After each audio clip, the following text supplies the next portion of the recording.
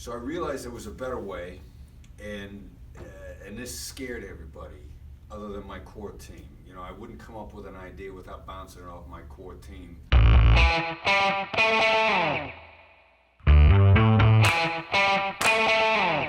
Hey, Dr. Bill here. I am super duper duper excited to do this next Meet the Mentor with Chris Voss. You know who he is, even if you don't. So without further ado, let me tell you who Chris Voss is. He is the CEO of Black Swan Group and author of the national bestseller, Never Split the Difference, Negotiating as If Your Life Depended on It. I read the book cover to cover and loved it. Like 5 stars totally. It was named one of the 7 best books on negotiation. He's a 24-year veteran of the FBI. Chris retired and led the international kidnapping negotiations in several instances.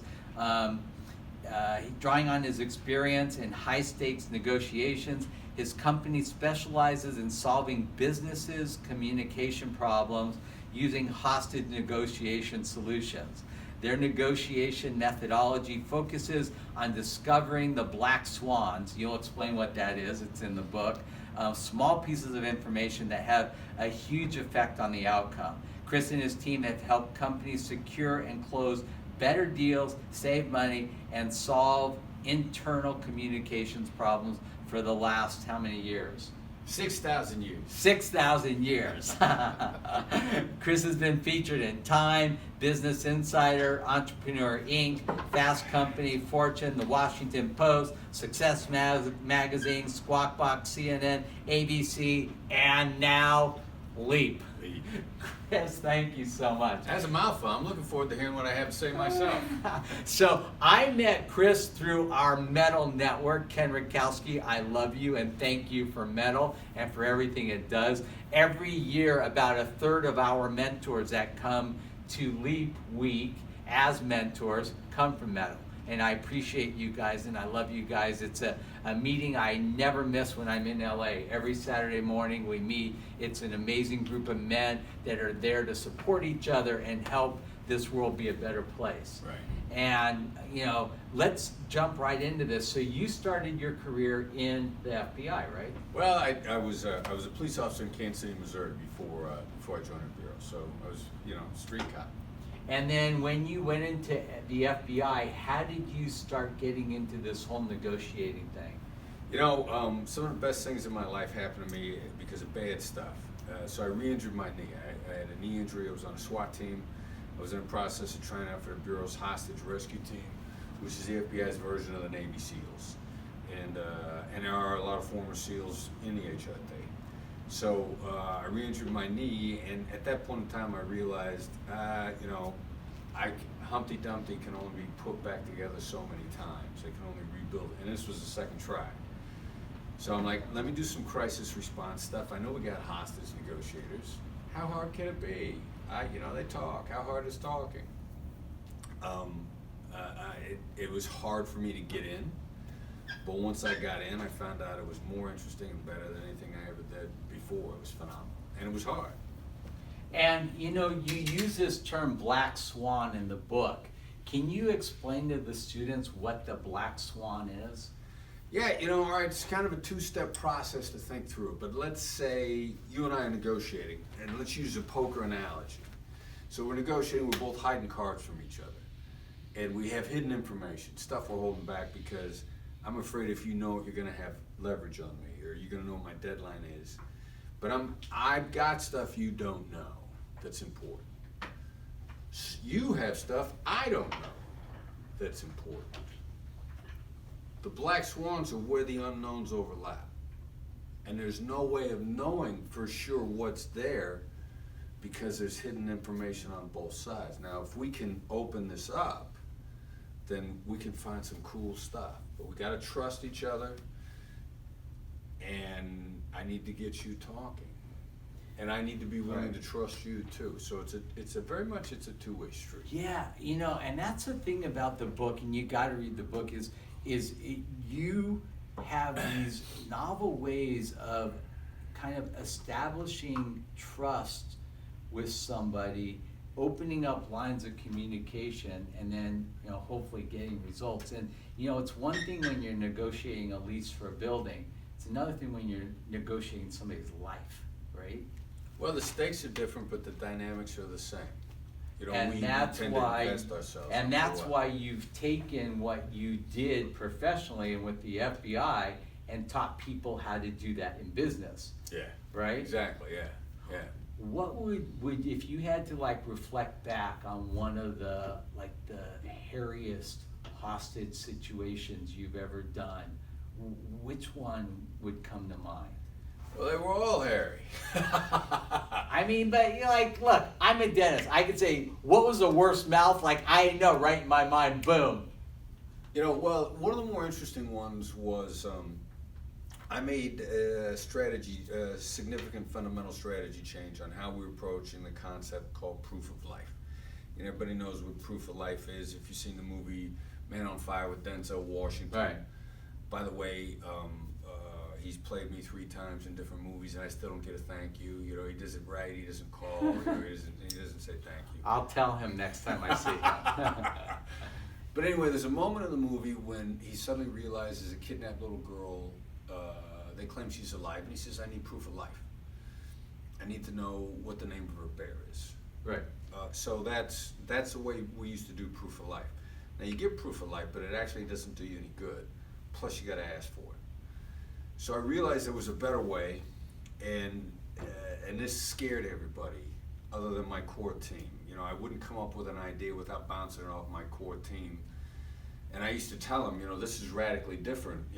Am I smoking something here? Am I high? And they go, no, you're on the right track. We got to make this change. So we threw this new idea out. At the time, we're working in kidnapping in the Philippines. We don't know it's a lone serial killer that's the kidnapper.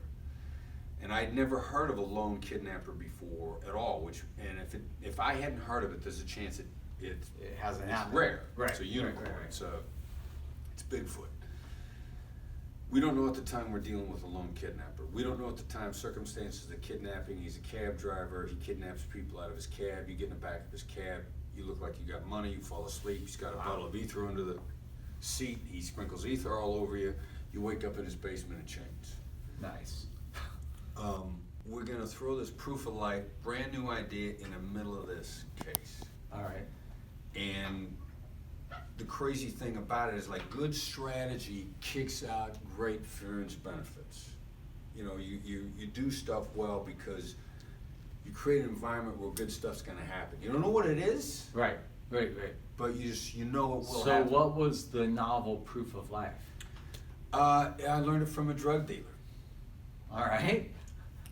There was a kidnapping in Pittsburgh, and one drug dealer's got another drug dealer's girlfriend hostage. He's come to the FBI for help.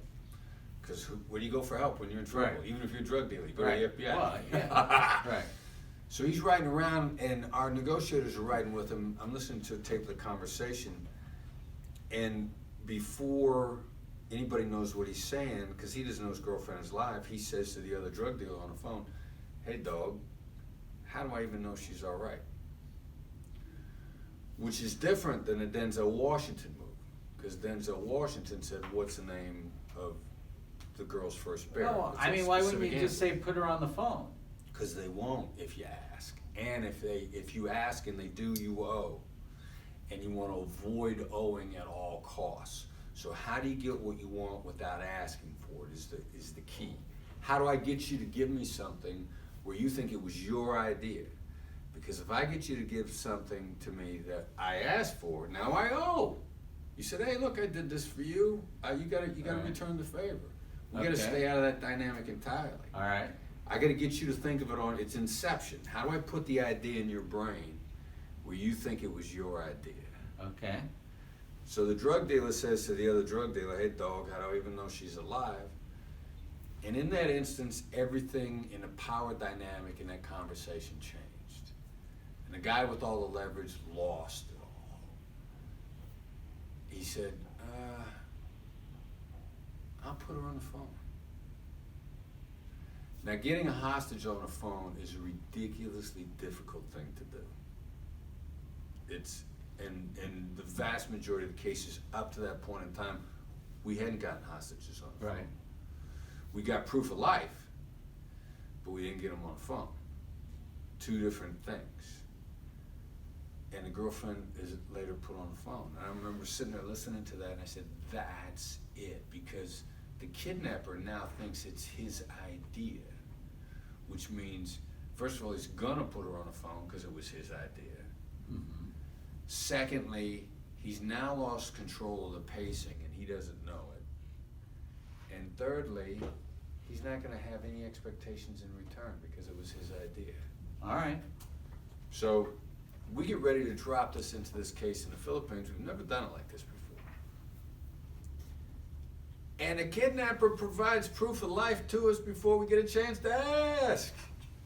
And I'm like, now what am I supposed to do? I'm trying to try out my new strategy here. Right. The guy screwed everything up for us. Well, you got what you wanted, though. We got what we wanted, but the unexpected side benefit is we coached our guy, and I'm friends with him to this day. He actually lives in the Los Angeles area. Phenomenal guy.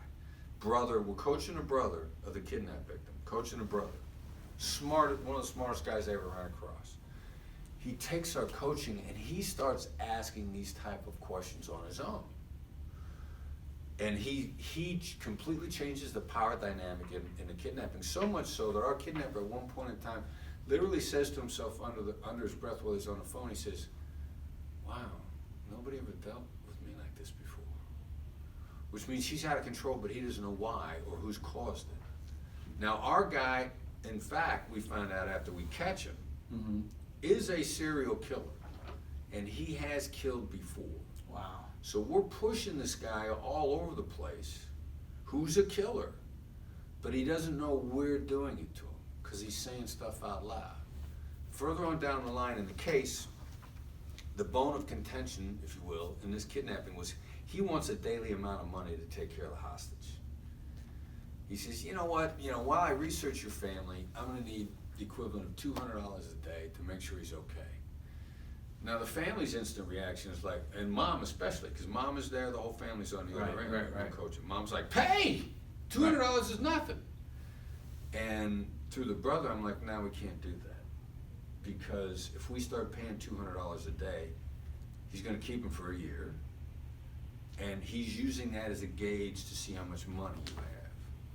And the easier you pay that, the higher the ultimate ransom's going to be. So we now get into a bargaining situation over whether or not we're going to pay. It's funny, a few days after this, he says, "All right, I'm going to offer you a discount. I'm going to wipe what you owe up to now. I'll wipe away your debt, but you got to start paying now." Wow, I don't even know how you do that. It's so hard to, especially when you're negotiating with people that are on drugs or have mental issues. I mean, you have to have mental issues to kidnap people. Everybody has mental issues. Yeah, Who doesn't have mental issues? Yeah, but I mean, the people that you're negotiating with, that's scary. Yeah, I mean, what would you say overall in a hostage negotiating situation? What would you say is the average recovery rate? Average in kidnappings, I mean, we're good. Come on, you got to be kidding me. We get people out of this. 90. Success rate in hostage negotiations inside the U.S. is 93%. 93? Well, that's pretty good. So if I'm a student watching this and I want to get into hostage negotiations, where do I start? It's simple, but it ain't easy.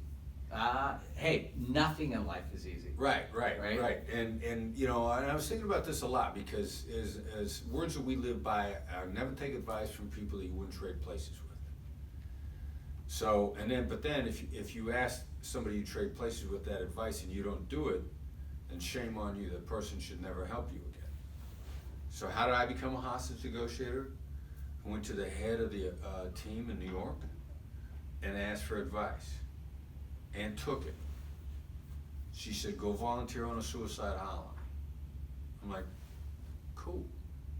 It's that simple. But I actually went out and did it. Yeah. Her name was Amy Bondero, and Amy then became an unofficial mentor for me for the rest of my career. I'm so glad that you said what you said, because I have mentored literally thousands and thousands of young men and women. And there's one thing I won't tolerate. If you come to me and ask me to mentor you, and I give you advice, take it. You know what I mean? It's like, because if you do, I know what the results are going to be. Right. And you're right. You know, you have to take the advice and you have to do it. You know, and what you did is one of the core principles of LEAP. Copy genius. You know, ask people that know how to get stuff done, and then do it. It's not that hard. 1000%. That's why we have you here as a mentor. That's why. And here's a ridiculous competitive advantage of that, because you have people looking for competitive advantages. When I went back to Amy to write the book, and I could put the story in without her permission, but I couldn't put her name in. I had a series of rules I had to follow from the FBI, and that was one of them. So I got to get her permission. And I went back to her and I said, Amy, I won't put the story in. This is what it is. She said, you know, through the course of my career, I told 1,000 people to volunteer on suicide hotlines, and 2 of them did it. All right? Now, if you look at that from the other end, if you actually take advice, now I'm in a category, I just beat out 998 other people automatically. I mean, talk about the competitive edge Right. that you get with that. You know, I always say it's like cheating, you know? It really is. Chris, thank you so much. I hope you can come to LEAP. I would love to have you come and speak to the students. I'll give you all the dates and everything. Next week, we will have another great Meet the Mentor. Dr. Bill, over and out.